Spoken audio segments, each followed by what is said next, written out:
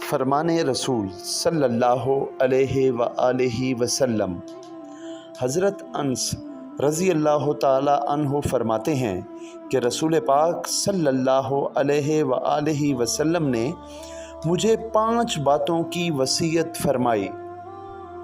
اے انس، اچھی طرح وضو کیا کرو، اس سے تمہاری عمر میں اضافہ ہوگا۔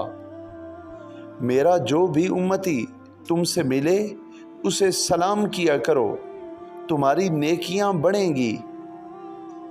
گھر میں داخل ہوتے وقت سلام کیا کرو، تمہارے گھر کی خیریت بڑھے گی۔ چاشت کی نماز پڑھتے رہا کرو، اس لیے کہ تم سے پہلے جو اللہ والے بنے تھے ان کا بھی یہی طریقہ تھا۔ چھوٹوں پر شفقت اور بڑوں کی عزت کیا کرو، قیامت کے دن میرے ساتھیوں میں سے ہوگے۔